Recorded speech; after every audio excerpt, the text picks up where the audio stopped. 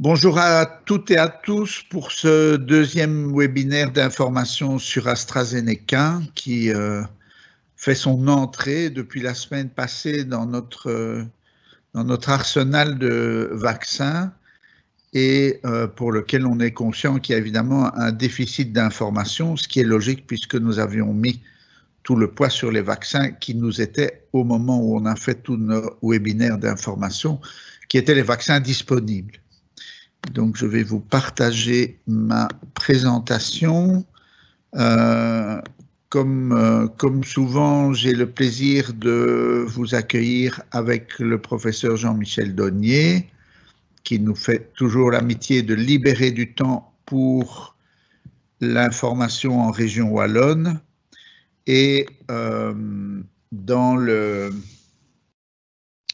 le contexte ici, évidemment, c'est particulièrement important puisque c'est un vaccin qui va être au-delà de l'utilisation dans la première ligne de soins, être disponible pour l'ensemble de la population. Et donc, les questions auxquelles nous allons répondre et qui viendront de vos interrogations et des lacunes de notre présentation. Je vous rappelle que vous pouvez les écrire au fur et à mesure dans le chat à droite de votre écran. Ce sont aussi les questions que se poseront le grand public et donc un intérêt double à passer cette heure d'information avec vous. Je vous rappelle les 3 ingrédients d'une bonne campagne de vaccination, un bon vaccin, et c'est à ça que la contribution de Jean-Michel Donnier va être consacrée, une communication qui permette la confiance et l'adhésion, et c'est ce que nous sommes en train d'initier ensemble ce matin, et enfin une accessibilité, et je vais vous dire brièvement un mot sur où nous en sommes dans le développement de ce 3e aspect. Donc, vous savez que nous sommes ici dans la vaccination de la première ligne de soins qui démarre vendredi par un test à bouge et qui prendra son envol à grande échelle dès le début de la semaine prochaine et qui est au fond la dernière partie de cette première phase 1A qui est déjà un peu un basculement vers la phase 1B puisque pour la première fois, vous allez être appelé vers un centre de vaccination et non plus d'avoir le vaccin venir vers vous comme ça a été le cas pour les institutions qui ont été vaccinées jusqu'ici. Et puis bien sûr, entre la phase 1B ambulatoire et la phase 2, il n'y a pas vraiment de frontières, c'est les patients, les personnes, les citoyens prioritaires d'abord sur la base de l'âge ou des maladies chroniques et puis la population générale avec toute cette discussion autour des fonctions critiques puisqu'il paraît que c'est comme ça maintenant qu'on les appellerait, qui est un débat très, très chaud, entre autres avec les enseignants évidemment qui comprennent mal qu'ils pourraient ne pas être considérés dans ce groupe. Vous rappelez qu'en gros, le groupe auquel vous appartenez et qui est la première ligne des professions d'aide et de soins représente en fait presque 130 000 personnes. On a dû réaffiner les chiffres avec les bases de données plus complètes. C'est donc un des plus gros groupes du groupe 1A qui va in fine représenter un gros 300 000, presque 350 000 personnes, alors qu'évidemment, au-delà de ça, on va changer de paradigme et passer dans des vaccinations de très grands volumes, avec un bon million de personnes dans le groupe des priorités ambulatoires et 1,5 million de citoyens adultes, puisqu'on ne vaccinera pas les enfants, en tout cas dans cette première campagne de vaccination ensuite. Nous sommes donc ici première ligne d'aide et de soins, démarrage au milieu de février et une vaccination qui va aller probablement un peu plus vite que ce qui est prévu sur ce graphique-ci, puisque AstraZeneca va nous permettre d'accélérer les premières doses pour tout le monde. Ceux qui va le voir donne déjà un niveau de protection fort intéressant. Et la deuxième dose va prendre un peu plus de temps puisque, on le verra aussi, on a intérêt à ne pas faire la deuxième dose trop vite. Et puis, on ira à la phase 1B. Si les vaccins suivent, nous devrions être capables, en tout cas c'est toujours le calendrier sur lequel nous sommes aujourd'hui, terminer la campagne de vaccination pour l'été et ne pas devoir prolonger jusqu'octobre, novembre, qui était le planning initial. Donc nous sommes toujours un bon mois, 5 semaines en avance sur le programme initial qui avait été approuvé par les ministres à la fin de l'année passée. Alors, pour vous dire un petit peu où on en est aujourd'hui, les maisons de repos, ben, c'est la fin. On termine les dernières vaccinations. On avance progressivement sur les structures d'aide et de soins et on a bien avancé sur le personnel hospitalier, ce qui fait que la première ligne devient aujourd'hui notre première priorité. Vous devenez notre première priorité et vous voyez que l'arrivée des stocks d'AstraZeneca vont nous donner des capacités que nous n'avions hélas pas jusque maintenant et qui nous obligeaient à attendre et à séquencer les vaccinations. Je ne reviens pas sur ce très grand groupe de professionnels de la première ligne que l'on a déjà vu, dans lequel vous vous retrouvez certainement. Vu l'arrivée du vaccin et les tensions sur la disponibilité de Pfizer, la proposition que nous avons faite au ministre est d'inverser la logique de la vaccination de la première ligne de soins, de commencer par les moins de 56 ans et pas moins de 55 ans, les moins de 56 ans qui vont de cette façon-là pouvoir être vaccinés très vite. En 2 semaines, on devra avoir fini l'essentiel de cette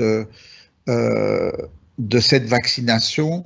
Et pendant ces 2 semaines, nous reconstituons le stock de Pfizer qui nous permettra de vacciner aussi en 3 semaines les plus de 55 ans que nous n'aurions pas pu vacciner la semaine prochaine et la semaine suivante sur plus de 2 demi-journées par semaine, étant donné la disponibilité des vaccins. Donc tout le monde va être vacciné plus vite grâce à ce nouvel apport, évidemment.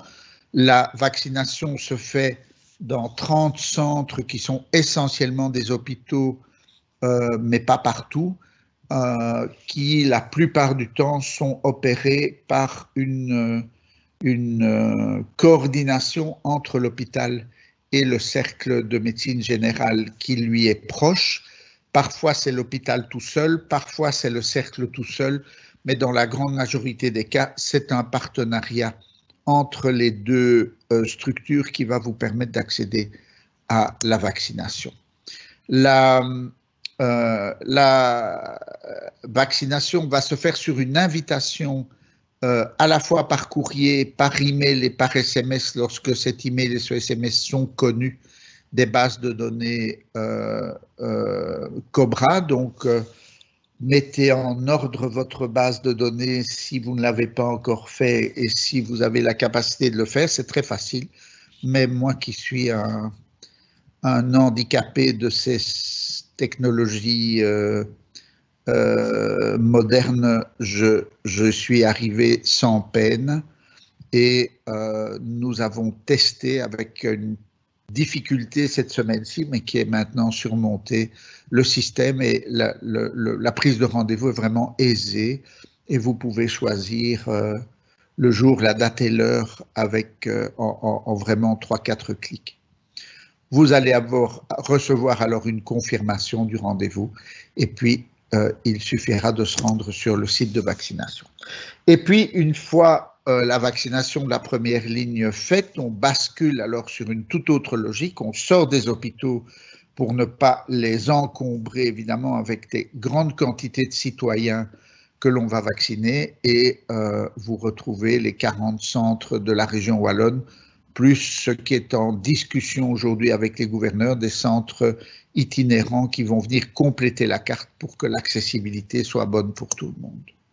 Et enfin, on a fait, et le webinaire d'aujourd'hui en fait partie, beaucoup d'efforts d'information pour susciter l'adhésion. On essaye d'une part d'avoir un discours cohérent entre les différentes structures de notre beau pays. Vous savez que la lasagne institutionnelle ne nous facilite pas la tâche, ne facilite la tâche de personne, mais c'est une réalité avec laquelle il faut vivre. On essaye que les messages entre toutes les entités fédérées, toutes les agences fédérales soient cohérents.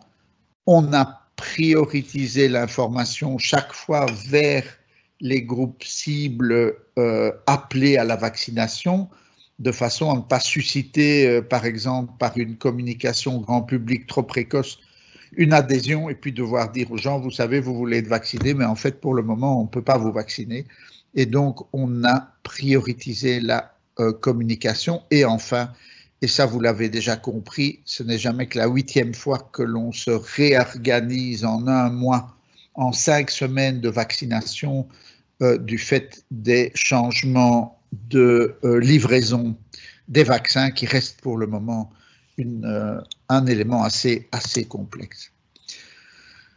Beaucoup d'initiatives sur lesquelles je ne vais pas revenir maintenant, mais les campagnes grand public démarreront dans la deuxième moitié de février ou début mars, puisque le grand public sera appelé à partir du mois de mars, probablement autour du mi-mars dans la région wallonne, même si tous les centres ambulatoires ne démarreront probablement pas le même jour ou exactement en même temps.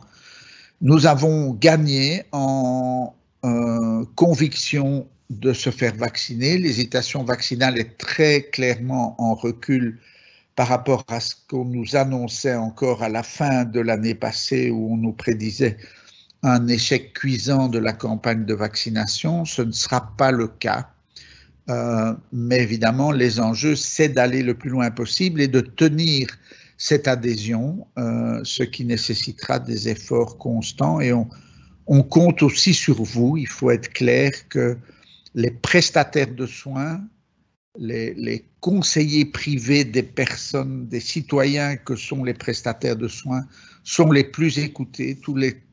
Toutes les campagnes d'opinion et de tous les sondages le montrent. Et donc, au-delà de devoir choisir pour vous, il y a aussi une responsabilité sociétale si on veut sortir de cette crise. Baromètre Sciensano de décembre, le prochain sortira en mars, montre une progression dans toutes les classes d'âge de l'adhésion à la vaccination, mais montre aussi que c'est la population active, c'est votre classe d'âge qui est la plus hésitante, paradoxalement, et c'est paradoxalement les femmes qui apparaissent dans tous les sondages comme ceux qui ont le plus besoin d'être convaincus. Mais on progresse dans toutes les régions de manière très claire. Les Flamands sont plus adhérents à la vaccination que les francophones. C'est un constat qui reste vrai même si on progresse partout. Voilà. Entre les intentions et la réalité, c'est la réalité qui compte, et je pense que la campagne des maisons de repos de ce côté-là nous est plutôt encourageante. Donc vous voyez que nous avons commencé le 5 janvier en maison de repos, avec un gros 3/4 des résidents qui demandaient d'être vaccinés, mais seulement 1/3 du personnel. Et semaine après semaine, alors ici la semaine 4 c'est les mêmes que la semaine 1, donc vous voyez qu'en 3 semaines on a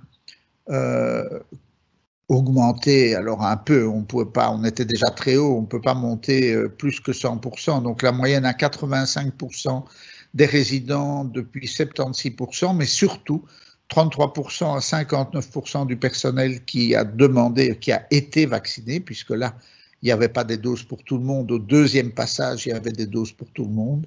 Et en moyenne, on dépasse 70% du personnel vacciné dans les maisons de repos et 85% des résidents, ce qui est encourageant pour l'avenir. Alors, confiance très élevée envers les acteurs de soins, je vous l'ai dit, tous les baromètres d'opinion le montrent, et donc on insiste évidemment sur ce rôle fondamental que vous avez au-delà de votre décision personnelle à prendre, celle aussi de sensibiliser le grand public. Et nous restons tout à fait positifs. On a l'impression qu'on est en train de sortir de la période la plus difficile en termes de pénurie de vaccins et que dans les semaines qui viennent, la situation va s'assouplir. Le vaccin de Janssen et Janssen de Janssen Pharmaceutica, Johnson & Johnson est annoncé. On a eu l'annoncière de son intention d'être enregistré au niveau de l'EMA, et donc l'étau va se desserrer dans les semaines qui viennent sur les vaccins. Je vous remercie de m'avoir déjà écouté. Je passe surtout la parole à Jean-Michel Donnier qui va vous présenter ce nouveau vaccin qui nous est offert. Jean-Michel, you have the floor. Merci Yvon. Donc je vais continuer en français si tu veux bien. Donc est-ce que vous voyez ma présentation? Oui, tout est en ordre. Merci Phyllis. Donc je vais un peu vous présenter l'état de la vaccination en Belgique.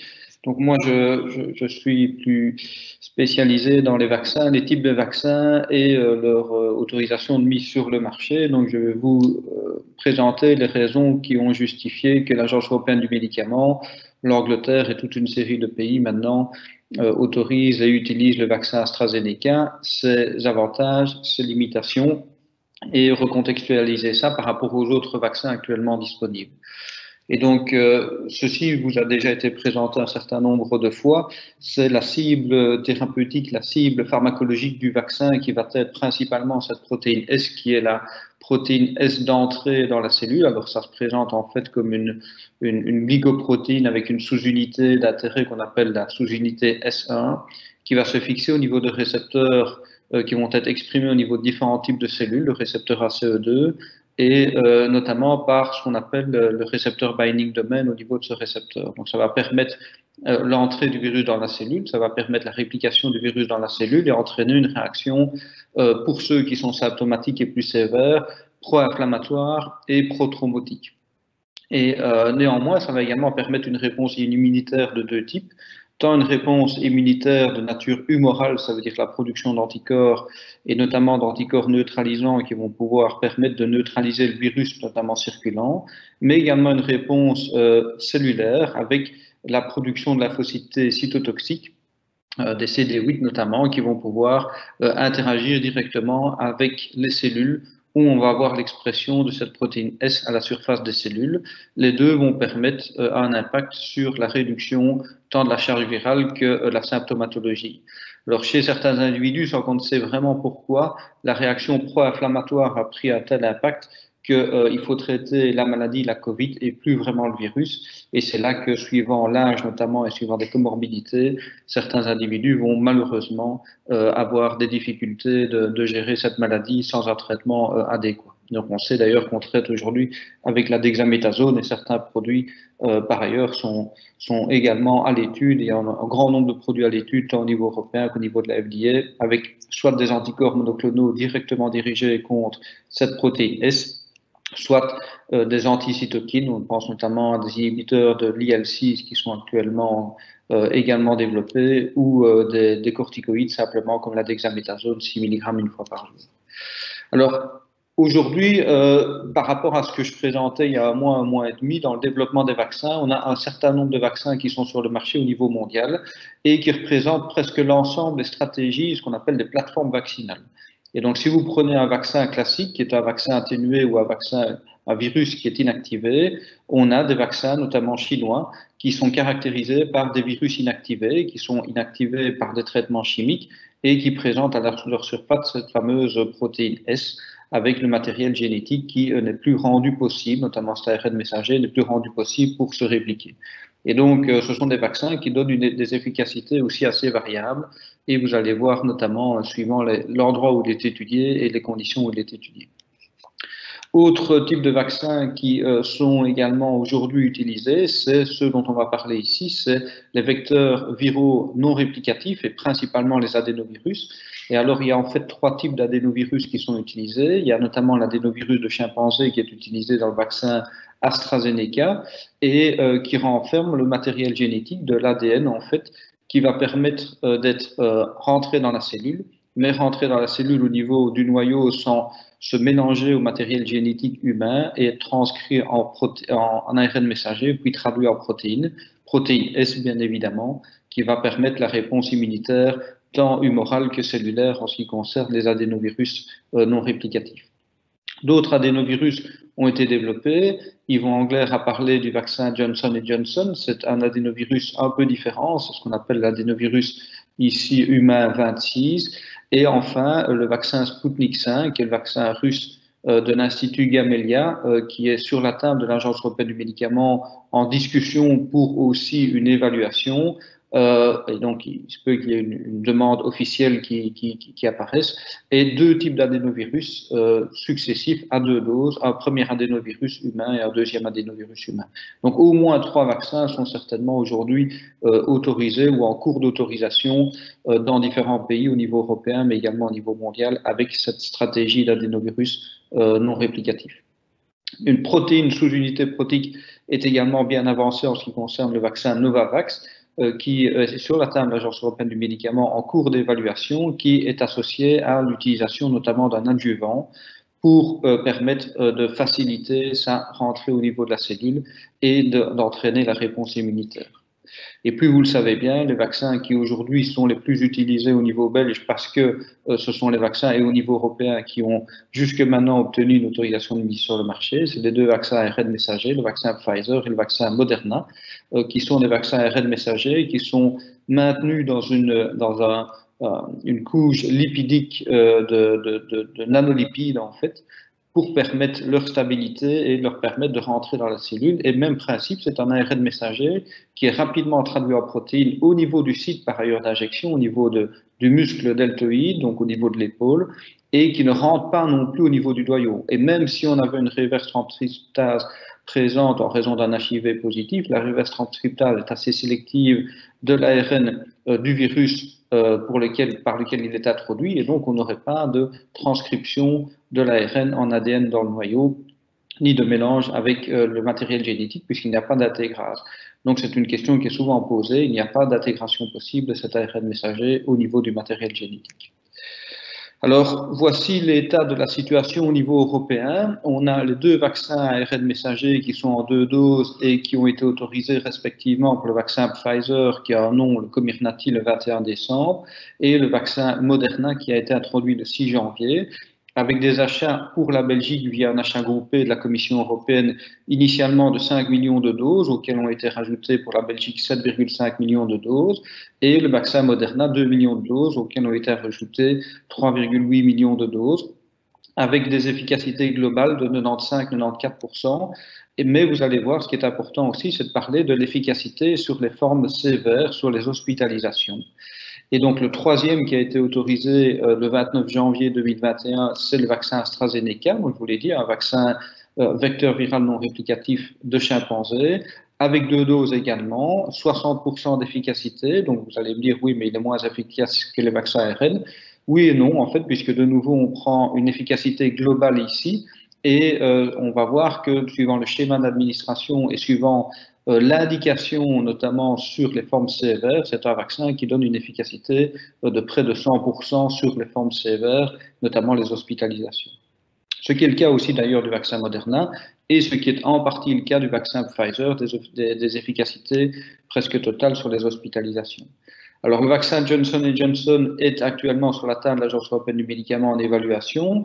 On espère terminer pour le mois de mars et avec des vaccins qui, on l'espère aussi, seraient disponibles au mois d'avril avec une seule dose, lui. Ce qui est intéressant, vous voyez qu'on retrouve de nouveau une efficacité globale de 66%, mais en fait, cette efficacité globale va dépendre des pays où il est utilisé, où il est analysé lors des études cliniques. Et donc, on sait qu'aux États-Unis, l'efficacité monte à plus de 77%. Et là aussi, une efficacité sur les hospitalisations de plus de 85%. C'est bien évidemment ce qui nous intéresse en particulier. Et donc, c'est ça qu'il va falloir maintenant discuter de ces chiffres de façon plus spécifique, en regardant où les vaccins ont été étudiés, là où certains variants étaient présents, et est-ce qu'ils ont une efficacité sur les hospitalisations, ce qui, bien évidemment, met à mal non seulement aujourd'hui le système de santé, mais également le fait qu'on est confiné, et puis troisièmement, la charge au niveau de la morbidité chez les personnes qui devraient être infectées avec le SARS-CoV-2, c'est ça qui est particulièrement important. Alors, le vaccin Novavax est un vaccin, je vous l'ai dit, à sous-unité protéique, 2 doses également, avec un adjuvant à base de sapodine. Et là, vous voyez déjà des efficacités différentes suivant les pays où il a été étudié. 60% en Afrique du Sud, si on enlève les HIV positifs. Avec les HIV positifs, on descend à 50% d'efficacité, mais 90% d'efficacité en Angleterre au moment où il a été étudié. CureVac est également aujourd'hui en rolling review à l'Agence européenne du médicament. Il arrivera un peu plus tard, on n'a pas encore des données d'efficacité, mais c'est le 3e vaccin ARN messager qui est proposé et c'est un vaccin qui est développé par une firme qui s'est associée avec la firme Bayer et avec la firme GSK pour faciliter sa production en masse. Donc voici un peu le paysage aujourd'hui des vaccins. Et en ce qui concerne les données de sécurité et d'efficacité des vaccins qui ont déjà été mises à disposition, à savoir le vaccin Pfizer et le vaccin Moderna, l'Agence belge des médicaments au niveau belge produit toutes les semaines un aperçu hebdomadaire des effets indésirables. Et donc ce sont des effets indésirables, comme je l'avais déjà mentionné pour ceux qui m'avaient écouté, qui sont assez connus et qui font partie de ce qu'on appelle la réactogénicité. Donc au niveau local, c'est de la douleur à l'injection qui peut perdurer pendant 1 ou 2 jours, qui est de l'ordre de 70-80%. Et deuxièmement, au niveau systémique, on a notamment de la fatigue et des maux de tête qui apparaissent dans 40-50% des cas et de façon même plus fréquente après la 2e dose qu'après la 1re dose et de façon aussi peut-être plus fréquente lorsqu'on a moins de 55 ans par rapport aux plus de 55 ans. Et donc, c'est ce qui est rapporté principalement comme événements indésirables, plus des événements indésirables beaucoup plus rares qui ont été rapportés, comme vous le savez, des anaphylaxies, raison pour laquelle on suit les personnes pendant au moins 15 minutes après l'injection du vaccin, voire 30 minutes, si on avait vraiment des historiques d'anaphylaxie précédentes, mais il n'y a pas une contre-indication avec un historique, quel qu'il soit, de réaction allergique par le passé. Alors, ça a amené aussi, au-delà de la Belgique, l'Agence européenne du médicament et les États-Unis ou l'Angleterre a publié aussi des rapports, parfois hebdomadaires, parfois mensuels ici, de safety avec les vaccins. Et donc, je vous l'ai dit, ce qui ressort avec le vaccin Comirnaty et le vaccin Moderna, c'est un profil de sécurité avec des événements indésirables qui peuvent paraître relativement fréquents, qui sont modérés à légers, mais qui peuvent générer dans certains cas, un absentéisme, notamment lorsqu'on a des fièvres qui sont rapportées, surtout après la 2e dose, par exemple avec le Comirnaty, et qui vont générer pendant 1 ou 2 jours ce qu'on appelle des flu-like syndromes, donc ça veut dire des symptômes associés à la grippe.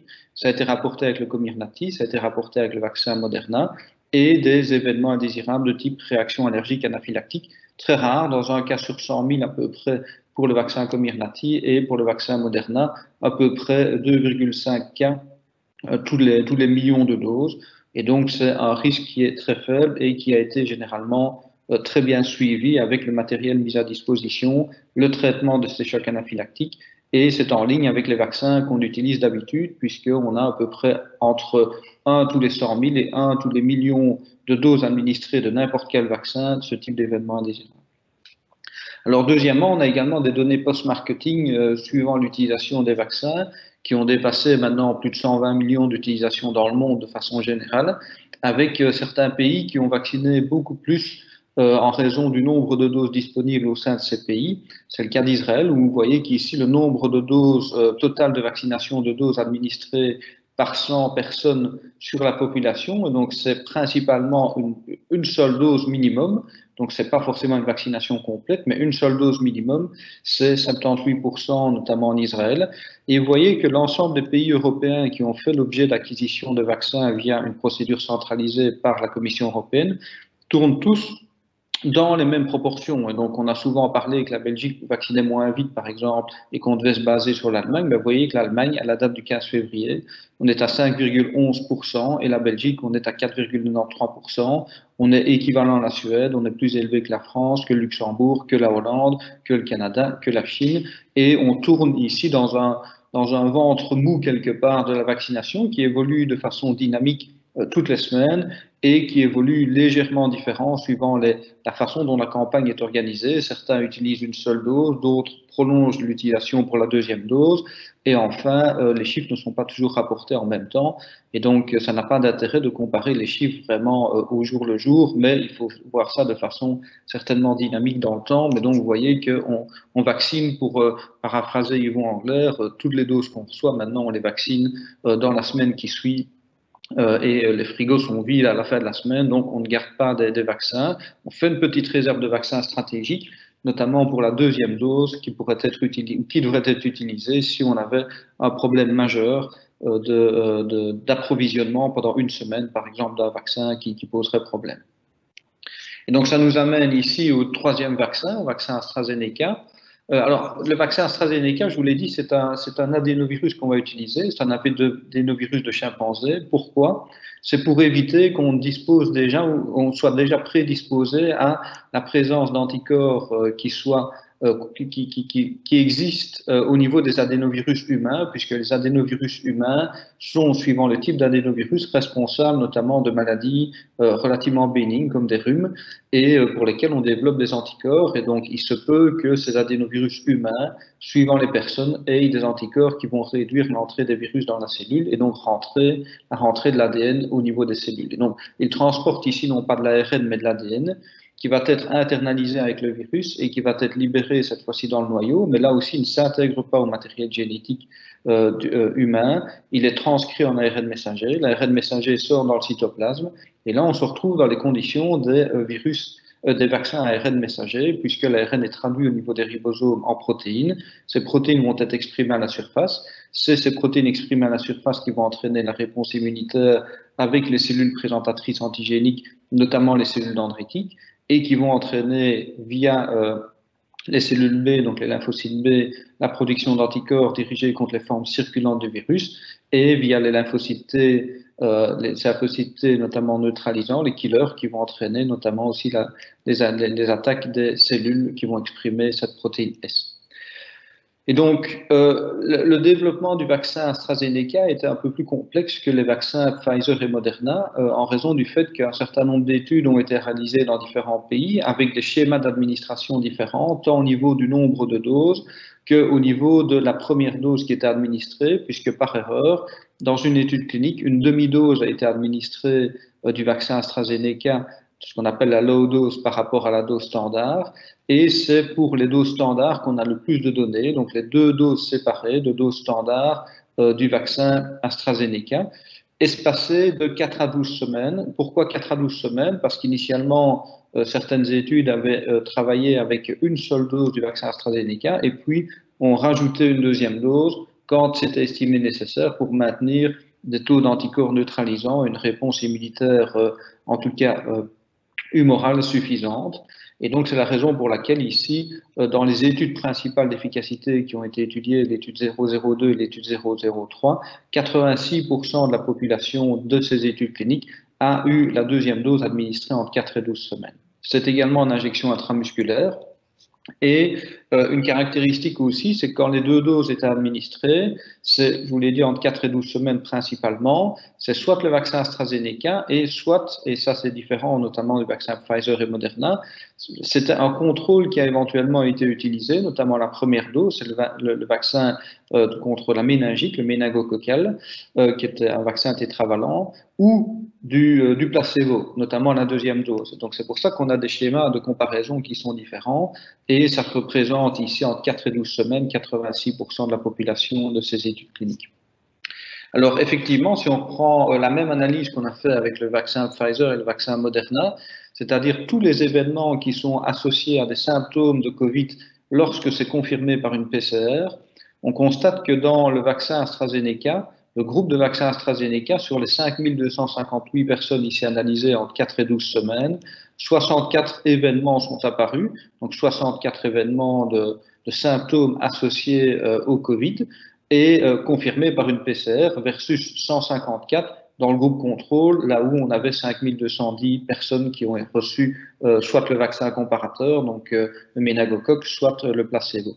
Et donc, ça correspond à une réduction du risque de développer des symptômes de l'ordre de 60%, 59,5 exactement. Alors, ce qui est important, c'est qu'on a également étudié ça chez les personnes à comorbidité, et notamment un certain nombre de personnes. Vous voyez qu'ici, on a encore 2000 personnes qui ont reçu le vaccin AstraZeneca qui avaient différentes comorbidités. Le plus fréquent, c'est souvent l'obésité notamment. Et là aussi, on avait une efficacité de l'ordre de 60%, 58,3%. Ceci, ce sont les données de ce qu'on appelle le SMPC, le RCP, résumé des caractéristiques du produit, tel que publié par l'Agence européenne du médicament. Par contre, je vous l'ai dit, ce qui est important, c'est d'observer ce qu'on veut prévenir exactement avec les vaccins. Et pour ceux qui se rappellent peut-être, avec le vaccin Pfizer, dans l'étude qui a été publiée, dans les données publiées, si on prend l'ensemble des formes sévères, y compris les hospitalisations, dans le groupe Pfizer, on avait un cas d'hospitalisation ou de forme sévère, pour être exact, et dans le groupe comparateur, le placebo, on en avait 9. Et donc c'était 1 versus 9, donc on avait une réduction, si vous voulez, également de risque d'à peu près 90% pour avoir l'efficacité sur les formes sévères. Le vaccin Moderna, c'était 0 versus 30, 0 dans le groupe Moderna versus 30 dans le groupe placebo, et donc on avait une efficacité sur les formes sévères qui était également remarquable, donc de l'ordre de 100%. Vous voyez qu'ici, ce qui est important, c'est que après la première dose, et donc ça c'est important de le mentionner ici, après la première dose, 22 jours après la première dose, donc 3 semaines après la première dose, on n'a pas d'hospitalisation dans le groupe AstraZeneca, et ce, pendant la durée quelque part de l'étude, y compris jusqu'après la deuxième dose. Donc ça veut dire que sur les hospitalisations, d'après ces chiffres qui sont également publiés et qui sont mis à disposition, après une première dose, 22 jours, 3 semaines après une première dose, on n'a pas d'hospitalisation avec AstraZeneca versus 14 dans le groupe contrôle. Donc dit autrement, en termes d'efficacité sur les formes les plus sévères, les hospitalisations, le vaccin AstraZeneca a une efficacité équivalente certainement au vaccin Moderna et également équivalente, voire supérieure au vaccin Pfizer, et ce, déjà après une première dose. Alors pourquoi est-ce que c'est important? Parce que la question qu'on peut se poser, c'est si on administre la deuxième dose entre 4 et 12 semaines, est-ce qu'il n'y a pas des risques d'être moins protégé après la première dose? En fait, on sait que l'efficacité du vaccin commence après 3 semaines, après la première dose, et d'ailleurs c'est la raison pour laquelle le vaccin Janssen est utilisé à une seule dose et montré après 4 semaines 66% d'efficacité. Et en fait, ici, c'est le cas avec le vaccin AstraZeneca sur tous les événements. 3 semaines après une première dose, on a des efficacités qui commencent à augmenter, alors progressivement, 40, 50, 60, voire 70% après 3 semaines après la première dose.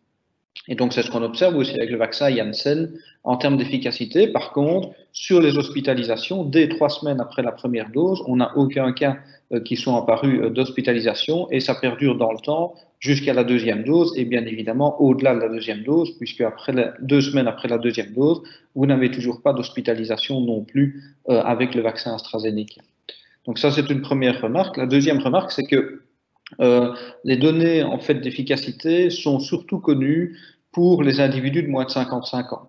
Alors ça ne veut pas dire que le vaccin est moins efficace chez les plus de 55 ans, ça veut dire qu'on n'en sait pas sur base des données cliniques, on ne le sait pas sur base des données cliniques parce qu'on a moins de cas chez les plus de 55 ans d'événements qui sont apparus, donc c'est plus difficile d'estimer l'efficacité, mais les données d'immunogénicité nous montrent des réactions d'immunité, notamment des anticorps neutralisants qui sont encore bien présents après 55 ans, notamment après 65 ans. C'est la raison pour laquelle l'Agence européenne des médicaments a proposé de ne pas mettre d'âge limite dans l'utilisation du vaccin AstraZeneca, mais la Belgique, afin d'utiliser le vaccin de façon optimale, a proposé son utilisation là où on a des données d'efficacité qu'on peut vous présenter de 18 à 55 ans, tant, donc, je vous l'ai dit, sur les données d'hospitalisation que sur les données globales. Alors, par ailleurs, après l'autorisation de mise sur le marché fournie par la Commission européenne du médicament, AstraZeneca a affiné ses chiffres et a publié un préprint qui n'est pas encore peer-reviewé, donc que je vous demande de prendre avec précaution, mais sur les données d'efficacité du vaccin après la deuxième dose, et notamment 12 semaines après la deuxième dose, 12 semaines après la première dose, pardon, pour administrer la deuxième dose. Et là, on voit effectivement des données d'efficacité globale de nouveau qui sont de 82%, avec toujours une efficacité sur les hospitalisations où on n'a pas de cas d'hospitalisation. Et par ailleurs, ce qui était intéressant dans cette étude, c'est que ça a montré également une réduction, semble-t-il, de la transmission, en fait, indirectement de la transmission induite par le virus, avec de l'ordre de 67%. Donc, c'est une des premières études qui montre une réduction vraiment de la transmission en réduisant les PCR chez les personnes asymptomatiques qui ont été vaccinées. Ça veut dire qu'on ne voit pas de virus chez les personnes qui ont été vaccinées. Alors, c'est pas le seul, hein. Avec Moderna, on avait également cette observation. Et avec les vaccins, aujourd'hui, de façon plus générale, on a de bonnes estimations qui nous permettent de prédire sur base des données non cliniques pour certains, qu'on va réduire également les transmissions, ce qu'on n'avait pas encore il y a un mois. Alors, je vous ai dit, l'Agence européenne du médicament a recommandé l'utilisation à partir de 18 ans sans âge limite. Ils ont néanmoins aussi confirmé qu'on n'a pas de données chez les plus de 55 ans, mais que sur base des données d'immunité, il n'y a pas de raison de penser que le vaccin sera moins efficace, mais on pense qu'il est important de fournir l'ensemble des données dans les recommandations d'utilisation des vaccins. C'est la raison pour laquelle certains pays recommandent l'utilisation jusqu'à 65 ans. En Belgique et d'autres pays, c'est jusqu'à 55 ans.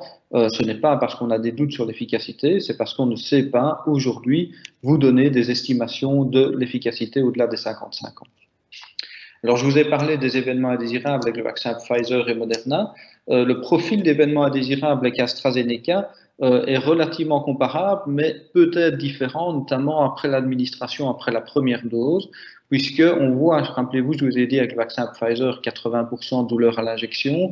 Ici, on est à 63%, 54% si on prend spécifiquement les douleurs à l'injection. Par contre, on a aussi ce qu'on appelle des flu-like symptoms, donc ça veut dire des symptômes associés à de la grippe, donc notamment des maux de tête, de la fatigue et des myalgies. Et on a également de la fièvre qui peut apparaître dans 8% des cas au-delà de 38 degrés, et notamment après la première dose, qu'on a nettement moins avec le vaccin Pfizer et Moderna après la première dose, mais ce qu'on observe néanmoins après la deuxième dose avec le vaccin, par exemple le vaccin Pfizer. Alors, c'est important parce que quand on a l'habitude de vacciner avec un vaccin et puis qu'on change de vaccin, qu'on change de plateforme, ils ont des profils effectivement d'apparition d'événements indésirables qui peuvent être différents. Ici, le 11 février, ça a été également identifié en France, ça a été également identifié en Suède, en Allemagne et en Angleterre où ils vaccinent avec les deux vaccins Pfizer et AstraZeneca depuis maintenant plus d'un mois et demi. Ils ont effectivement cette observation que avec le vaccin AstraZeneca, on a des symptômes grippaux qui peuvent apparaître après la première dose et qui peuvent amener à un risque, je vous l'ai dit, d'absentéisme pendant 1 ou 2 jours. Et c'est ça qu'il est proposé en France. À partir du moment où on veut vacciner toute une série de personnes qui travaillent, je vais dire, sous le même toit ou dans la même unité, d'avoir une approche d'échelonner la vaccination du même service pour éviter notamment un absentéisme qui pourra apparaître, mais qu'on n'exclut pas, c'est ce qui a été proposé en France. Alors, pourquoi est-ce que l'âge de 55 ans est aussi intéressant? D'une part, je vous l'ai dit, c'est parce que les données avec le vaccin AstraZeneca sont ce qu'elles sont jusqu'à 55 ans. Au-delà, on ne peut pas vous les donner. Mais ce qui est important, c'est que si on stratifie, en fait, ici, sur votre droite, vous avez la population des hommes et sur votre gauche, la population des femmes et l'ensemble des hospitalisations par rapport à l'âge qui est représenté ici en ordonnée. Vous voyez que les hospitalisations augmentent, et on le sait bien avec l'âge. Et ici, lors de l'hospitalisation, malheureusement, on va avoir des personnes qui vont décéder associées à cette hospitalisation d'autant plus lorsqu'elles sont âgées, et des personnes qui vont être déchargées de l'hôpital parce qu'elles vont être, entre guillemets, guéries. Et donc, vous avez une courbe de pyramide ainsi inversée, et l'âge des 55 ans montre que c'est important aussi d'avoir un vaccin qui va réduire les hospitalisations, et les risques de décès néanmoins associés à cette hospitalisation chez les moins de 55 ans sont beaucoup plus rares que chez les plus de 55 ans, ce qui permet de justifier l'utilisation du vaccin certainement AstraZeneca chez les plus de 55 ans, là où on va réduire aussi de façon très significative les hospitalisations et à un niveau d'équivalent certainement avec le vaccin Pfizer et Moderna, et où on conserve chez les plus de 55 ans le vaccin Pfizer, là où on sait qu'on a des données d'efficacité, ou Moderna, puisque les hôpitaux Moderna vaccinés avec Moderna, là où on a des données d'efficacité qui sont disponibles chez les plus de 55 ans, qu'on n'a pas avec le vaccin AstraZeneca. Par ailleurs, vous avez aussi des groupes à risque qui ont été mis en avant par le Conseil supérieur de la santé. Alors, ce sont ces groupes qui ont été mis en avant sur base de données notamment épidémiologiques. Donc, c'est une analyse épidémiologique qui a été faite, pas une analyse éthique.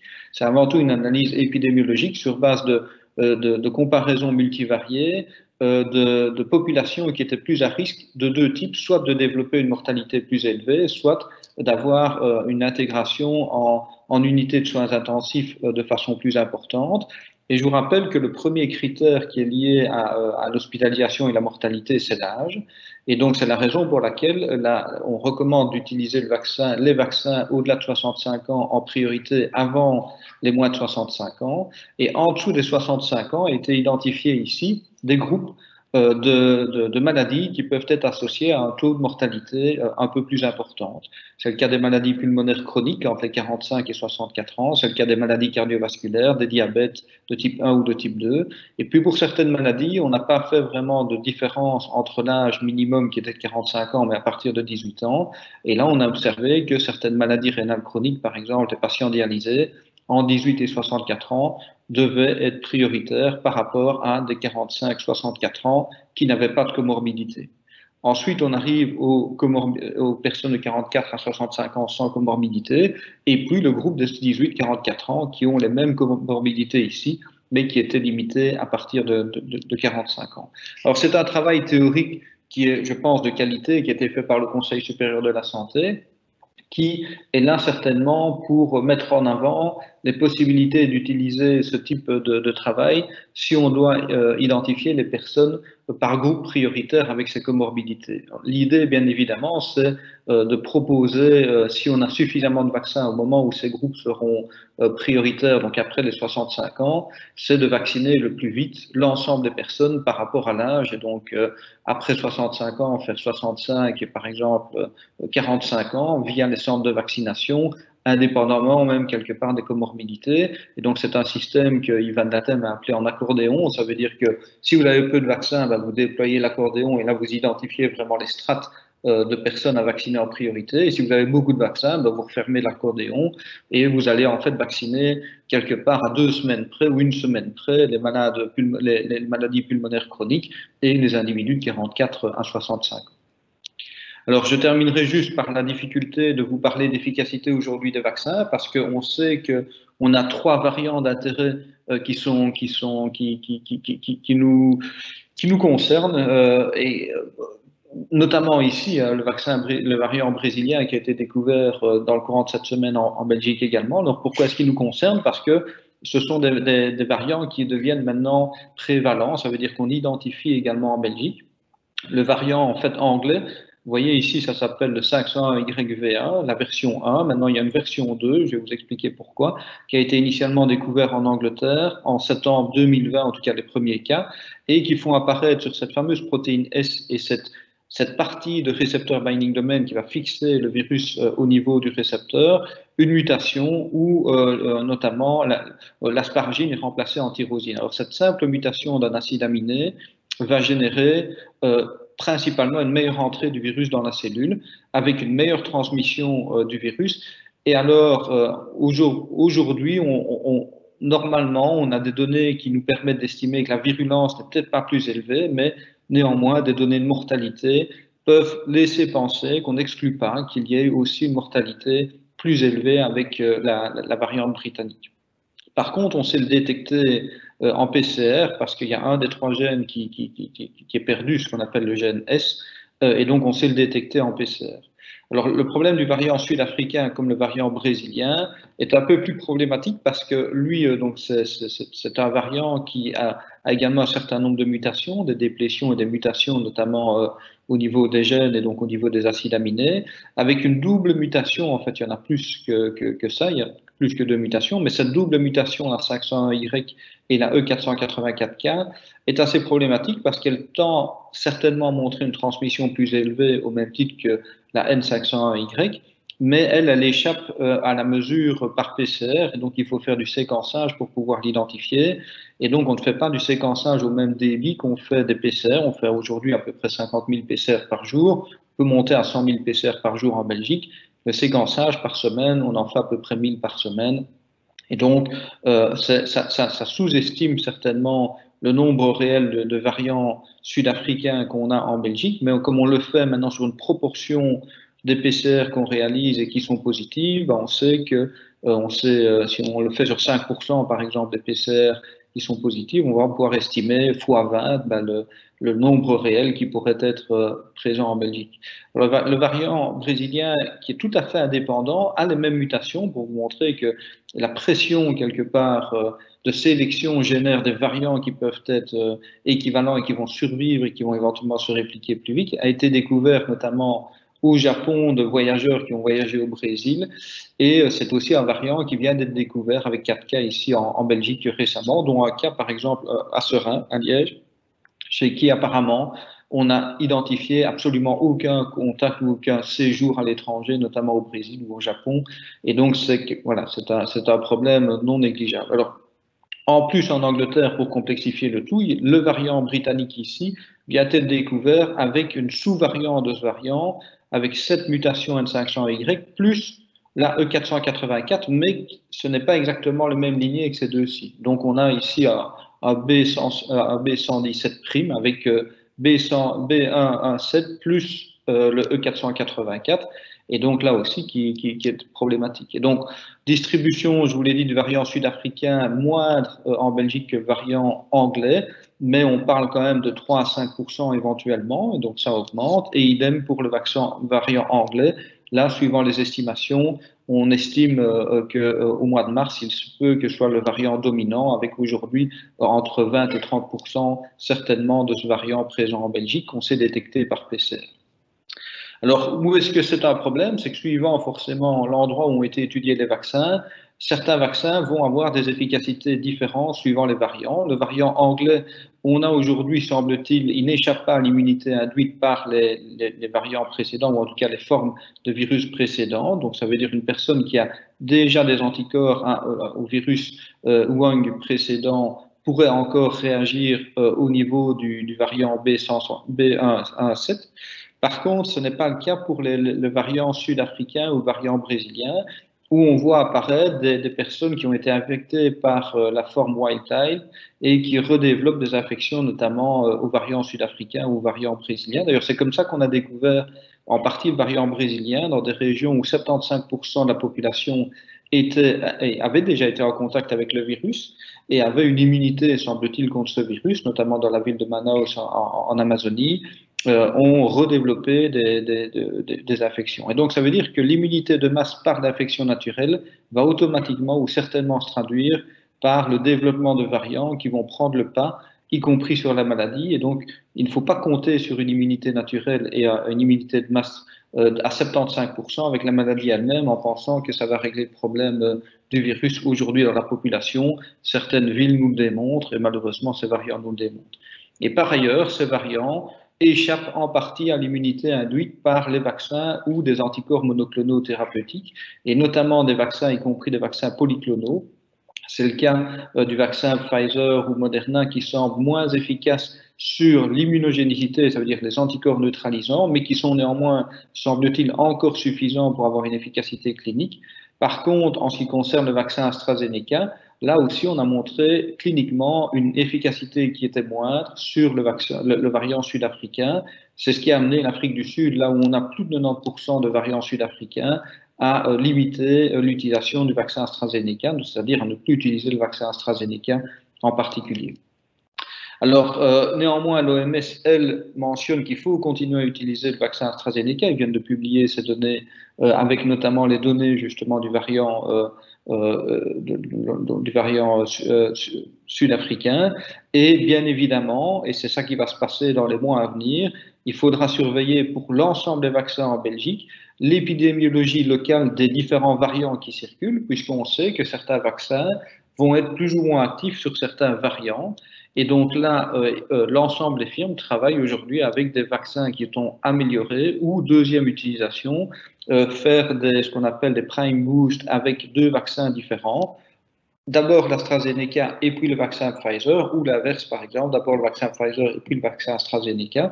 C'est des études qui sont en cours notamment en Angleterre, et donc c'est ce qui permet d'ailleurs de justifier l'utilisation du vaccin AstraZeneca le plus rapidement possible lorsque l'épidémiologie locale n'amène pas une quantité importante de variants qui pourraient échapper en partie à l'immunité, et d'envisager que la deuxième dose soit faite plus tard où le vaccin est toujours aussi efficace, ou avec un autre vaccin, ou avec un vaccin adapté. Et donc, je ne sais pas où on en sera au mois, par exemple, de mois de mai ou de mois de juin, puisque ça dépend maintenant de l'épidémiologie locale, des vaccins disponibles, des vaccins qui seront éventuellement adaptés ou améliorés.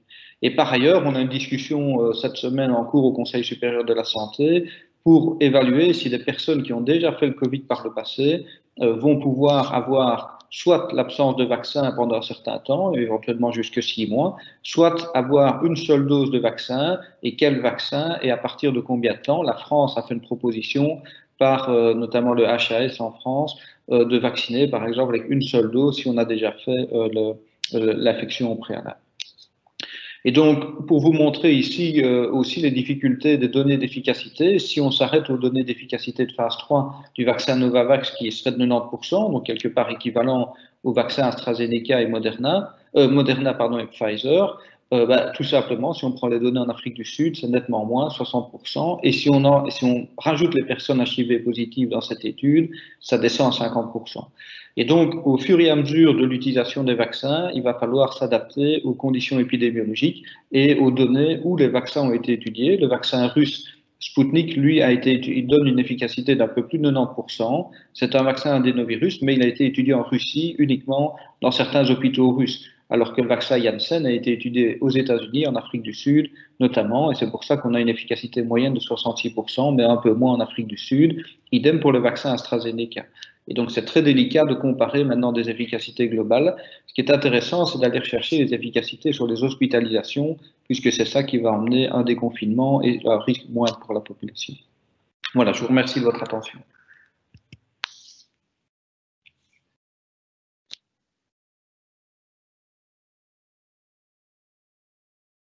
Merci beaucoup, Jean-Michel.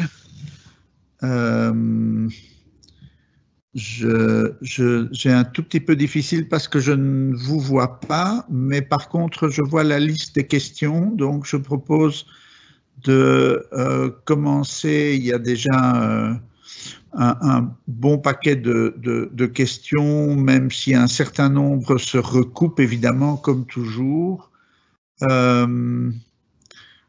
Donc, on va peut-être les descendre dans l'ordre. Alors, si on ne désire pas se faire vacciner, que se passe-t-il? On n'est pas vacciné, donc on continue à être exposé à la maladie et au risque d'hospitalisation. Jean-Michel a bien souligné l'excellente performance du vaccin sur ce paramètre qui est quand même le paramètre premier, évidemment, auquel tout le monde est sensible. Sinon, il ne se passe rien. En tout cas, dans le contexte actuel, on offre au fond une vaccination prioritaire à des groupes de citoyens qui sont particulièrement exposés. Rien ne les oblige à saisir cette offre. Et dans ce cas-là, évidemment, l'offre passe et on est renvoyé, entre guillemets, à la population générale. Mais je vous rappelle que la vaccination est volontaire et et qu'il n'y a donc pas de sanction, enfin il n'y a pas d'obligation et il n'y a pas donc de conséquences autres que celui de rester exposé à l'épidémie et de potentiellement continuer à infecter les autres. Et ça, c'est à chacun à se positionner par rapport à ça. Alors, pourquoi est-ce qu'on n'envoie pas de nouvelles circulaires pour les MRS vaccinés? Parce qu'il y a une discussion au fédéral et que nous ne voudrions pas envoyer des messages contradictoires. Et donc, je pense que dans les 2 semaines qui viennent, on devrait être capable de synthétiser ce qui sort du GEMS, donc, qui s'occupe des règles de déconfinement, et la position de la région wallonne. Alors, je lis la volonté d'un vaccin à 95%.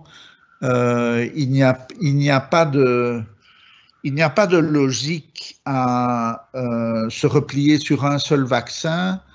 Il n'y aura pas de possibilité, je pense, purement matériellement d'ailleurs, de regrouper l'ensemble de la population sur un seul vaccin, quel qu'il soit.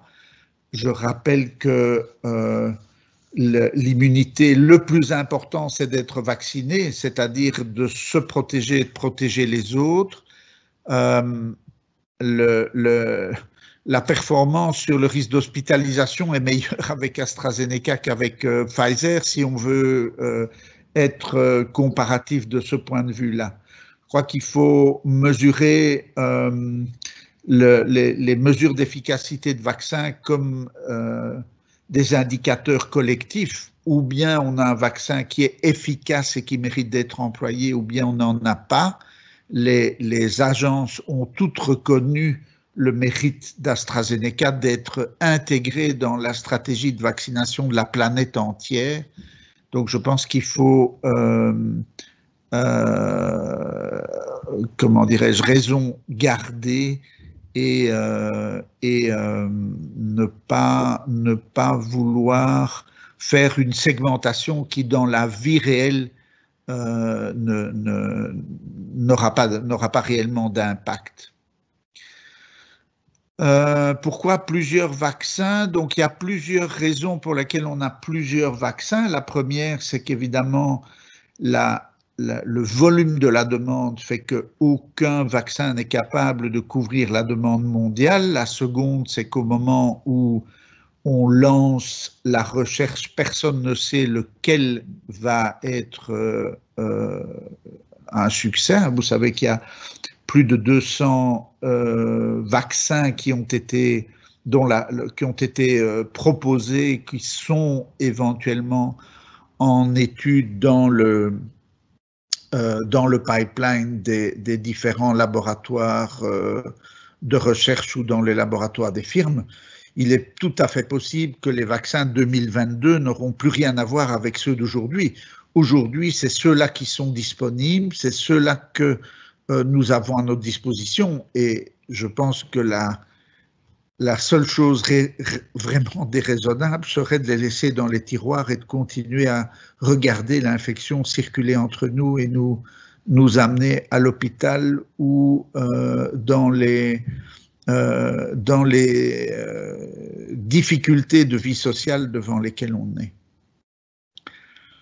Les patients ne choisiront pas, donc ça, je pense que toute la stratégie de vaccination collective en 2021 rend le choix d'un vaccin par qui que ce soit autre que pour des raisons, je dirais, d'orientation, d'indication médicale impossible. Ce sera le cas en 2022.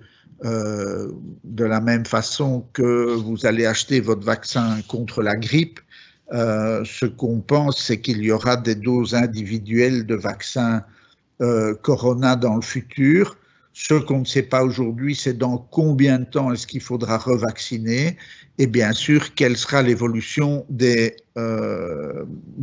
mutations qui pourrait aussi nous conduire, comme pour la grippe d'ailleurs, à devoir vacciner périodiquement en fonction de l'évolution des souches.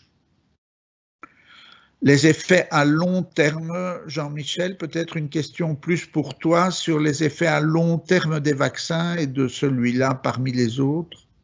Et donc, comme tout vaccin, on étudie les effets des vaccins dans des populations qui sont assez restreintes de façon générale. Ça veut dire que, en moyenne, pour les vaccins, on va utiliser dans des études cliniques les vaccins sur à peu près 3-4 000 individus. Ici, on a étudié les vaccins sur plus de 10, 20, 30 000 individus qui sont vaccinés suivant les études, pendant des périodes qui vont être d'au moins 6 mois et qui vont perdurer d'1 an à 2 ans pour les études. Et en ce qui concerne la FDA, l'Agence européenne du médicament, on a demandé d'avoir 50% des personnes qui ont reçu les 2 doses d'être suivies au moins pendant 2 mois avant d'avoir l'autorisation de mise sur le marché. Alors pourquoi 2 mois?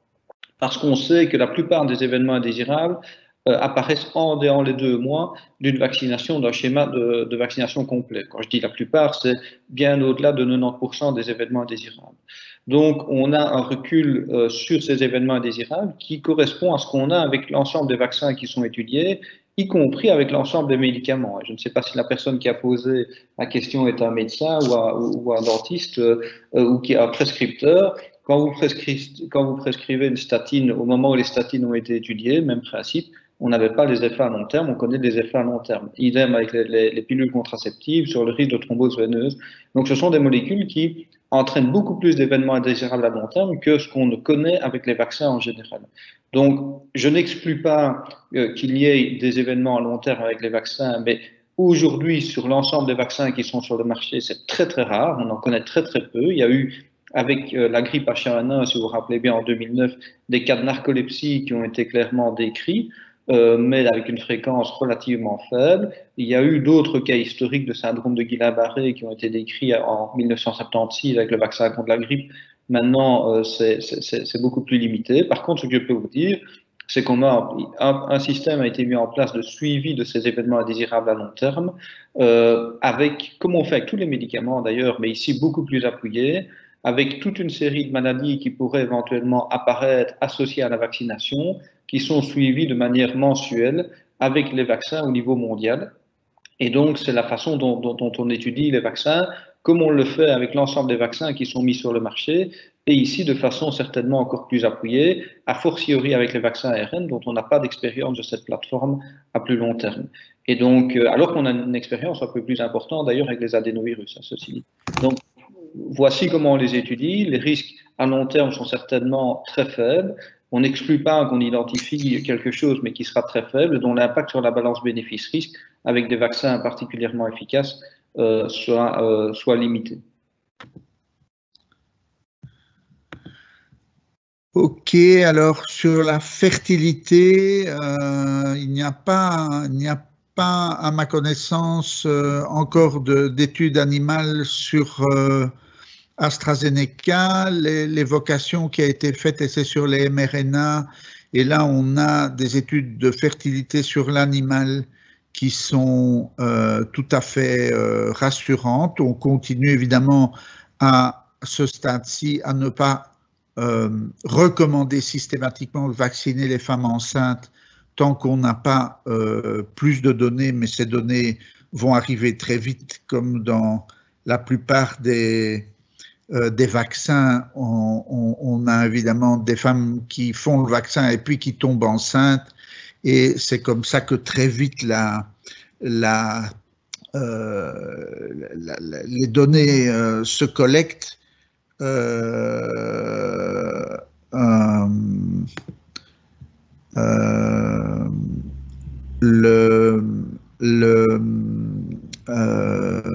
Les données dépassent déjà une centaine de grossesses dans les mRNA, donc je pense qu'on aura pour tous les vaccins très vite des informations.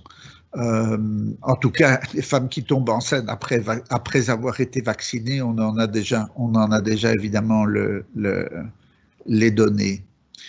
vaccin n'est efficace qu'à 14% avec une seule dose. Non, Jean-Michel, est-ce que tu peux clarifier ça? Je pense que quelqu'un a interprété ton...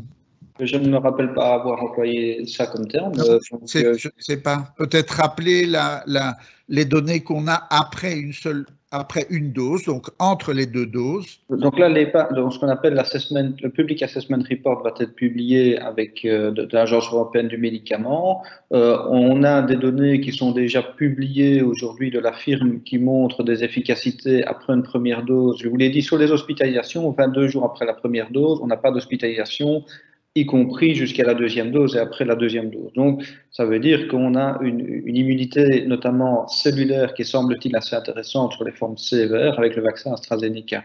Sur l'ensemble des formes, assez rapidement, après une première dose, après 3 semaines, on voit une efficacité qui monte jusque minimum 40% et qui tend à monter à 70% suivant la semaine qui arrive. Mais là, de nouveau, sur les hospitalisations, pas d'hospitalisation après une première dose. Donc, je n'ai pas parlé de 14%, loin de là. Et c'est un chiffre, en tout cas, que je n'ai pas utilisé. Les chiffres exacts vous seront donnés sous forme de tableau après la première dose, 3 semaines. Mais vous verrez que ce sera entre minimum 40 et 70% après 3 semaines, et ça augmente jusqu'à la deuxième dose qui va atteindre 80% aux alentours de 8 à 12 semaines, comme l'a recommandé l'OMS d'ailleurs. Et 100% quelque part sur les hospitalisations après 3 semaines après une première dose. Alors, il y a plusieurs questions qui se suivent sur la procédure d'intégration de l'adénovirus dans la cellule, de l'ADN dans le noyau, pourquoi il ne s'intègre pas, et est-ce que après les vaccins, il faut respecter une période de quarantaine? La réponse est non, mais je vais peut-être te laisser, Jean-Michel. La question dit on injecte quand même dans certains vaccins la molécule atténuée. Et puis, il y a toutes les questions, évidemment, qui touchent autour de l'ADN dans le noyau. Je te laisse répondre à ces deux questions-là. Oui, donc en fait, on n'injecte pas la molécule atténuée. On injecte, en fait, soit l'équivalent de l'ARN qui va coder, qui va être traduit en protéine d'intérêt. Et ce n'est pas la protéine qui est pathogène. La protéine en tant que telle, quand elle va être surexprimée à la surface, elle va entraîner la réponse immunitaire. Et les effets indésirables qui apparaissent, c'est des effets de réactogénicité de la réponse immunitaire. Mais par définition, ce qui est à risque quand on a le virus, ce n'est pas la protéine S en tant que telle, c'est surtout la charge virale qui va se développer et qui va entraîner une réponse inflammatoire plus systémique à partir des poumons notamment, mais plus importante. Et donc ici, on n'a pas chez nous de virus vivant atténué. Ce n'est le cas dans aucun des vaccins. En Chine, je vous l'ai dit, c'est des virus qui sont utilisés où il n'y a pas de matériel génétique qui a été complètement je veux dire, annihilé par un procédé chimique. Et donc, ce sont ce qu'on appelle des virus inactivés. Et donc, il n'y a pas de raison d'avoir une quarantaine puisque vous ne saurez rien transmettre par ailleurs, ni être malade de la maladie elle-même, ni transmettre à d'autres, puisque vous n'avez pas en fait la forme vivante du virus. Alors les virus à ARN, je vous l'ai dit, l'ARN est dans le cytoplasme, il n'est pas rétrotranscrit en ADN, il ne rentre pas dans le noyau, et les virus qui contiennent l'ADN, même si l'ADN rentre dans le noyau, c'est un ADN qui est modifié et il n'existe par ailleurs pas l'intégrase que pour permettre l'intégration de l'ADN dans l'ADN des cellules. Et même d'un point de vue pratique, hein, je pense qu'il est important, et je peux comprendre tout à fait la question, que conceptuellement, en fait, tout ceci se passe au site d'injection, c'est-à-dire dans l'épaule. C'est là que la réponse immunitaire se développe.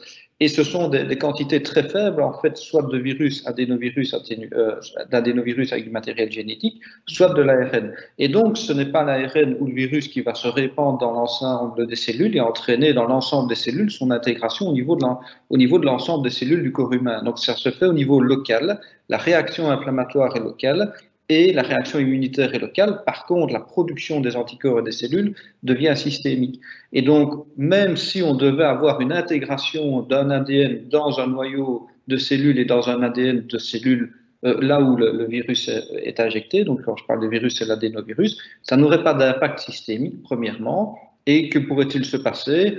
Effectivement, c'est la question, est-ce que ça ne risquerait pas d'entraîner sur un gène suppresseur de tumeur un impact tumoral? Ça n'a pas été observé tant que maintenant, et de nouveau, c'est très local. Donc, un, il ne s'intègre pas, et deux, même s'il s'intégrait, c'est au niveau local, et donc on n'a pas aujourd'hui estimé, on n'a pas montré de risque dans les études associées avec ces vaccins, que ce soit les vaccins ARN ou les vaccins ADN.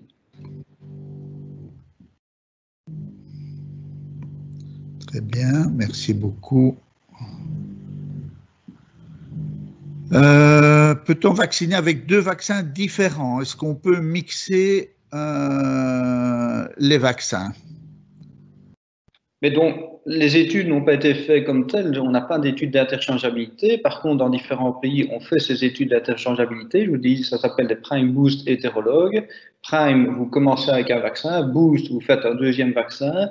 Alors, conceptuellement, imaginons que maintenant, on devait manquer complètement du vaccin Moderna du jour au lendemain, qu'on devait faire une deuxième dose du vaccin Moderna et qu'on n'en a pas, il y aura une certaine cohérence d'en rediscuter et de faire éventuellement un vaccin Pfizer. Mais ce n'est pas proposé tant que maintenant. Par contre, dans le cadre de l'orientation des variants, là, rien n'exclut que dans le cadre des études en cours, justement, de prime boost hétérologue, on fasse une première dose d'AstraZeneca et puis une deuxième dose d'un vaccin ARN pour augmenter la nature et le nombre d'anticorps qu'on appelle neutralisants, qui sont des polyclonaux, ça veut dire qu'ils agissent à différents endroits, en fait, de la protéine S du virus. Et ça, ce sont des études en cours. Et parallèlement à ça, il y a les réflexions aussi de faire ce qu'on appelle des vaccins multivalents, donc des vaccins qui contiendraient en fait soit des ARN, soit des ADN pour avoir des protéines qui seraient fournies, ou en tout cas une réponse immunitaire à des protéines qui seraient les protéines qui ont été mutées, notamment dans les variants. Et l'autre solution également, c'est d'adapter complètement le virus, le vaccin, comme le fait AstraZeneca et comme Moderna et Pfizer travaillent sur adapter sur les variants leur vaccin. Mais donc ce n'est pas exclu dans l'avenir, et je vous ai dit, je ne sais pas ce qui se passera dans les mois à venir, tant au niveau des variants qu'au niveau des développements des vaccins et de l'approvisionnement des vaccins. Merci. Donc, on pose des questions sur les effets secondaires. Comment ça se fait que les effets secondaires dits minimes sont aussi importants et pourquoi est-ce qu'on induit des effets secondaires chez des gens qui sont par ailleurs en bonne santé? Et puis, on y reviendra des personnes qui demandent comment ça va se passer s'ils ont moins de 55 ans et sont sous immunosuppresseurs. Donc, le prix à payer de la vaccination, quelle qu'elle soit, c'est de façon individuelle un risque d'événements indésirables. Et ces événements indésirables sont connus. Je ne les minimise pas. Vous ne m'entendrez jamais dire, comme certains, il n'y a pas d'événements indésirables. Moi, je vous donne les chiffres absolus. Par contre, je ne peux pas vous dire si vous ou moi, si je me fais vacciner, si j'aurai ces événements indésirables, à quel niveau d'intensité. Et donc, d'ailleurs, on sait que sur un peu moins d'1% dans la population des études cliniques qui a été vaccinée, ces effets indésirables étaient présents et étaient un peu plus sévères. Donc, ça veut dire des fièvres beaucoup plus importantes. Et ici, sont rapportés, effectivement, avec l'ensemble des vaccins, des douleurs à l'injection. Donc, je ne les minimise pas, que les choses soient claires. Ce que je minimise, c'est d'essayer de minimiser l'impact de ces événements indésirables, justement, sur la vie de tous les jours. Alors, comment? Si on prend le vaccin AstraZeneca, il est recommandé pour celui-ci, c'est ce qu'a fait l'ANSM en France, d'avoir une utilisation quasi systématique de paracétamol, presque de façon prophylactique, aux doses les plus faibles, mais donc 500 mg 3 fois par jour ou 1 gramme 3 fois par jour, pour réduire ces événements indésirables. Donc la question n'est pas du tout de les nier, ils sont présents, comme la plupart des vaccins d'ailleurs, chacun va répondre de façon différente, après une première dose ou après une deuxième dose. Les minimiser en ce qui concerne les effets de type flu-like, c'est l'utilisation du paracétamol, mais ils n'échapperont pas, quelque part, du jour au lendemain, à la vaccination, à partir du moment où on décide de se faire vacciner. Donc, c'est le choix de se faire vacciner. Donc, il ne faut pas nous reprocher de proposer un vaccin qui n'a pas d'effet indésirable. Ça, c'est pas possible. Comme, je pense, j'ai rappelé l'exemple des statines tout à l'heure, ou d'autres médicaments. Il n'y a pas un seul médicament que je connaisse qui n'a pas d'effet indésirable. Parmi les plus fréquents, c'est d'ailleurs ceux associés aux anti-inflammatoires comme l'ibuprofène. Le risque de réaction anaphylactique est plus important avec l'amoxicilline qui est prescrite tous les jours par les médecins généralistes et les dentistes. Le risque d'anaphylaxie est plus important avec les anti-inflammatoires. le risque de maladies chroniques ou de risques à long terme est plus important aujourd'hui avec les anti-inflammatoires qu'avec la totalité des vaccins. Et donc, c'est à considérer dans la balance bénéfice-risque. Les agences ont considéré que la balance bénéfice-risque était positive, mais nous ne pouvons pas garantir, à titre individuel, que vous n'allez pas présenter ce type d'événement indésirable qui va entraîner, comme c'est le cas en France, en Belgique ou dans d'autres pays, dans certains cas, pendant 1 ou 2 jours, le fait d'avoir des symptômes de type grippe et un absentéisme, malheureusement. Mais ça, quelque part, c'est une décision personnelle à partir du moment où on n'impose pas la vaccination. De ne pas prendre le risque, ça veut dire de ne pas être vacciné pour ne pas avoir les effets indésirables, le risque d'événements indésirables, ou d'être vacciné et d'avoir ce risque d'événements indésirables que je ne minimise pas tant sur la fréquence que sur leur nature en tant que telle. Oui, est-ce qu'il ne faut pas aussi rappeler que dans les effets indésirables du vaccin, c'est en fait la réaction immunitaire qui en même temps nous protège, qui déclenche une bonne partie de ces effets.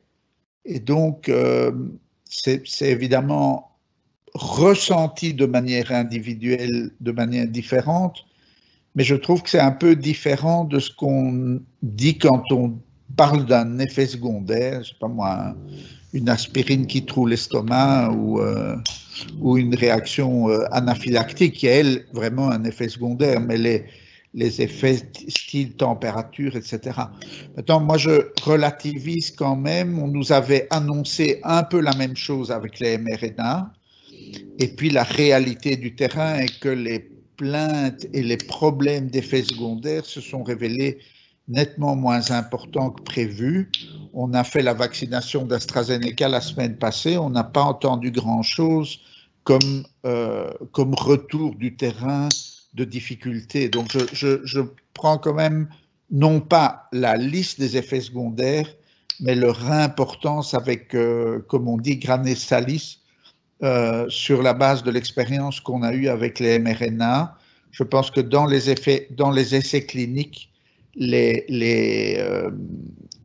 volontaires ont tendance à s'observer, à lister de manière extensive tout ce qu'ils ressentent. C'est d'ailleurs ce qu'on leur demande dans le cadre de l'essai clinique, mais dans la vie réelle, c'est parfois un petit peu différent. Mais c'est évidemment une réalité qu'on ne va pas nier, qu'on n'a d'ailleurs aucun intérêt à nier. Ça fait partie de la discussion, évidemment, de la vaccination. Oui, juste un mot, Yvon. Vas-y, Jean-Michel. Par rapport à l'absentéisme, une PCR positive, vous serez absent plus longtemps que les événements indésirables d'un vaccin. Juste une PCR positive, asymptomatique ou symptomatique. Exact. Sans parler même de la maladie symptomatique, ceux qui ont eu la malchance d'avoir eu la maladie symptomatique, même légère, ont non seulement le confinement, donc la période de quarantaine, plus les symptômes, et si malheureusement vous avez une forme plus sévère, bah forcément là, ça n'a rien à voir avec les événements indésirables associés au vaccin. En effet, je peux le dire. La question du vaccin avec immunosuppresseur, donc effectivement priorité au mRNA pour les personnes sous immunosuppression importante. Dans ce cas-là, ça apparaît d'ailleurs dans le questionnaire de sélection, il faudra reprendre un autre rendez-vous avec les patients avec comorbidité, puisque là, il y a une procédure particulière qui sera présente et qui va suivre tout de suite les 65 ans et plus. Dentiste qui voudrait avoir le Pfizer, on a répondu. Alors, la question qui revient régulièrement sur les personnes qui ont déjà été malades, qui ont éventuellement fait une prise de sang, qui ont un certain nombre d'anticorps, qui est un point qui revient largement d'ailleurs, pas seulement dans les questions des professionnels de la première ligne. Jean-Michel ? Et donc, Réponse en 3 points. 1, ni l'OMS, ni l'Agence européenne, ni la FDA, ni le CDC ne recommandent de ne pas vacciner ces groupes de personnes. Ça veut dire que conceptuellement, on peut vacciner les personnes qui ont fait un Covid par le passé ou une PCR positive symptomatique ou asymptomatique par le passé. Par contre, effectivement, maintenant, il y a des discussions dans différents pays, et notamment l'OMS aussi avec AstraZeneca, et en France avec la Haute Autorité de Santé, d'identifier que les personnes qui ont fait un Covid dans les 3 mois précédents, c'est-à-dire qui ont eu une PCR positive et pas une sérologie positive, que les choses soient claires, une PCR positive, puissent ne pas être vaccinées en dehors les 3 mois parce que le taux de réinfection est excessivement rare en dehors les 3 mois. Au-delà de 3 mois, ce qui est proposé, et notamment au-delà de 6 mois, c'est d'avoir une seule dose de vaccin. C'est ce que propose la Haute Autorité de Santé en France. Pourquoi? Parce qu'on constate que dans certaines études, une seule dose de vaccin joue le rôle de booster, réaugmente les taux d'anticorps neutralisants liants, et avec une dose supplémentaire, une deuxième dose de vaccin, on peut avoir des événements indésirables aussi qui sont aussi présents. D'où la proposition qui serait double. En ayant une seule dose de vaccin, c'est d'être reprotégé un peu mieux, et deuxièmement, de garder des vaccins pour les autres personnes. La discussion est sur la table du Conseil supérieur de la santé. Je pense que c'est une proposition qui me paraît très valable et très intéressante à prendre en compte. Maintenant, d'un point de vue pratique, il ne faut pas lier ça à la sérologie. La sérologie n'est recommandée par personne, ni avant le vaccin, ni après le vaccin, pour mesurer que le vaccin est efficace. On n'a pas de ce qu'on appelle de corrélat de protection. Les anticorps qui sont mesurés au niveau systémique sont des anticorps, des IgG ou des IgM qui ne permettent pas de garantir que vous êtes protégé ou mieux avec le vaccin ou avant le vaccin. Et donc, c'est la raison pour laquelle la France a proposé de parler plus de PCR positive à un moment ou l'autre où vous avez eu une PCR positive. Et donc, la sérologie n'est certainement pas aujourd'hui reconnue comme un bon marqueur. Ça va peut-être changer dans les mois à venir. Et n'oublions pas non plus qu'avec les variants qui arrivent, les anticorps qui ont été développés, la réponse cellulaire qui a été développée sur une forme précédente du virus, on sait que les vaccins sont plus efficaces que l'immunité naturelle contre les variants. Et donc, c'est la raison aussi pour laquelle il faut peser ça dans le pour et le contre si on commence à avoir, par exemple, le variant sud-africain qui est plus présent chez nous, de réidentifier à ce moment-là s'il y a un intérêt de vacciner aussi les personnes qui ont été positives par le passé. Donc, tout ça évolue et est très dynamique. Et donc, c'est là-dessus qu'on travaille bien évidemment tous les jours, et les agences aussi du médicament sur les vaccins en cours de développement. Mais là, on a des données qui arrivent avec le temps, et donc, il n'est pas exclu qu'on change forcément les recommandations. Ils vont en parler de 7 ou 8 fois, on a dû s'adapter sur la livraison de vaccins. Ici, on doit s'adapter aussi sur la recommandation maintenant avec la présence des variants et des données qu'on commence à accumuler sur les variants. On arrive tout doucement au bout. Il y a encore quelques questions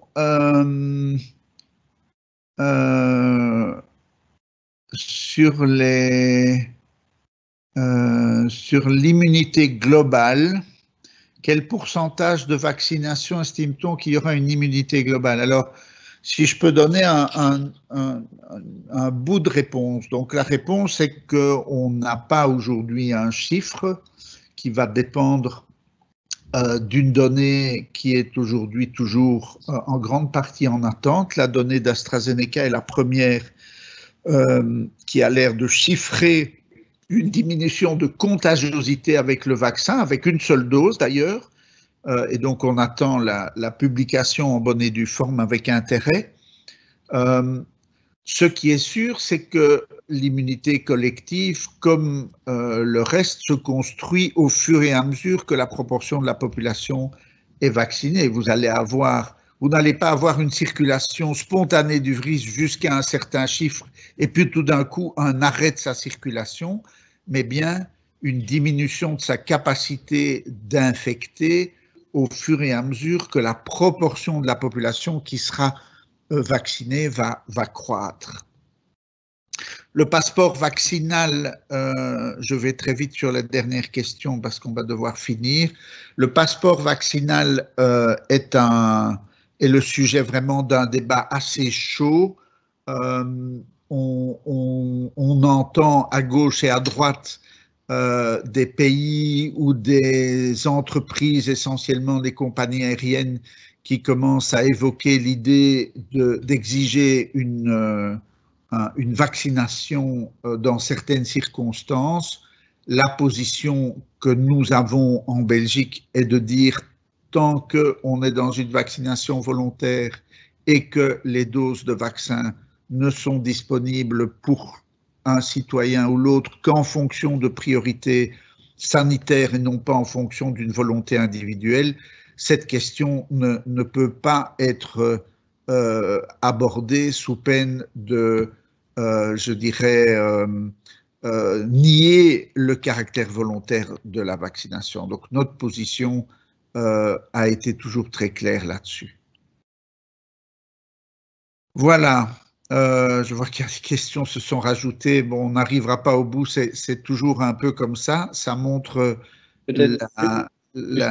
l'intérêt que vous avez pour les webinaires. Jean-Michel, je t'en prie. Il y a juste une question qui est à juste titre interpellante, et donc j'aimerais bien la rappeler, de Serge Hermans. Nous serions donc en avance sur le planning initial, ça je vais te laisser répondre.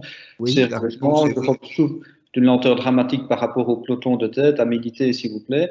Donc on est les premiers à être frustrés de ne pas pouvoir disposer de suffisamment de vaccins, et le schéma qui avait été proposé par l'Europe, c'était un schéma de ne pas mettre les pays en concurrence, qui me paraît important. D'ailleurs, je pense que si ça avait été le cas, la Belgique aurait encore moins vacciné qu'on ne vaccine aujourd'hui. C'est clair qu'ils n'auraient pas été les premiers à pouvoir négocier les vaccins à côté de l'Allemagne ou des grands pays européens. Ça, il n'y a pas de doute. Donc, on est les premiers à souffrir de cette lenteur de pouvoir vacciner plus vite. Et c'est clair que là, effectivement, il faudra méditer au niveau européen sur la façon dont la négociation a amené des quantités de vaccins qui ne nous permettent pas de vacciner aussi vite. Je pense que le commentaire d'Yvon, c'était sur le planning initial, tu peux toucher un mot, sur base des vaccins disponibles en Belgique, bien évidemment. Exact. Nous sommes 5 semaines en avance sur le planning tel qu'il avait été prévu en décembre de manière extrêmement pratique. Alors, je pense qu'il faut quand même malgré tout prendre un pas de recul. On n'est pas dans une lenteur dramatique. L'épidémie a commencé il y a tout juste 1 an et on est déjà en train de vacciner la planète entière. Donc, c'est vrai qu'on voudrait aller plus vite. On est toujours avec cette idée que plus vite on peut vacciner le plus de monde possible, plus vite on retrouvera une vie normale et plus vite on évitera la surmortalité et les effets secondaires importants de cette maladie. Mais d'un autre côté, revenons à... Je dis toujours, ce sera peut-être le mot de la fin, je rappelle toujours que moi qui ai vécu la période de l'identification du VIH, il a fallu 5 ans entre la description d'un syndrome d'immunodéficience acquis nouveau, inconnu, et l'identification du virus. Ici, ça a été fait en quelques semaines.